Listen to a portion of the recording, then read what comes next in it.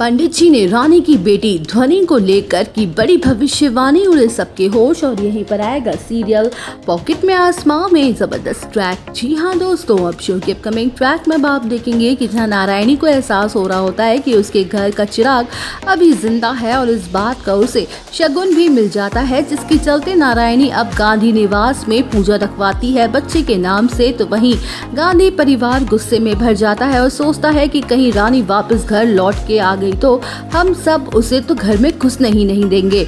जहां ये सारी भविष्यवाणी कहीं ना कहीं सच ही होती नजर आएंगी, क्योंकि अब रानी के पास भी दूसरा और कोई ऑप्शन नहीं बचा होता है अपनी ध्वनि की सर्जरी जल्द से जल्द करवाने के अलावा।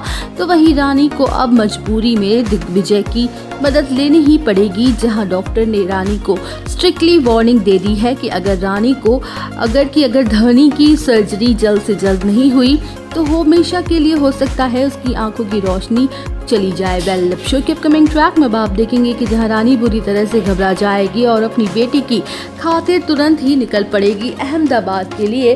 तो वहीं दूसरी तरफ दिग्विजय, जो कि जब रानी के घर पहुंचता है तो उसे पता चलता है कि रानी अब वहां नहीं रहती है, जहां दिग्विजय को उस मासूम सी बच्ची के लिए बहुत बुरा फील होता है। लेकिन कुछ देर बाद दिग्विजय के पास उस बच्ची की सारी डिटेल्स आ जाती हैं। वेल, शो के अपकमिंग ट्रैक में आप देखते हैं कि जहां गांधी निवास में पंडित जी पूजा की सारी तैयारियां कर लेते हैं और जैसे ही पूजा शुरू करने वाले होते हैं कि तभी रानी की एंट्री हो जाती है अपनी बच्ची ध्वनि के साथ। तो वहीं पंडित जी कहते हैं कि बड़े ही शुभ समय पर इस बच्ची ने घर में प्रवेश किया है। इस बच्ची की आंखों का ऑपरेशन शायद आप ही करेंगे और मुझे लगता है कि इस बच्ची के इस घर से स्पेशल कनेक्शन जुड़े हुए हैं।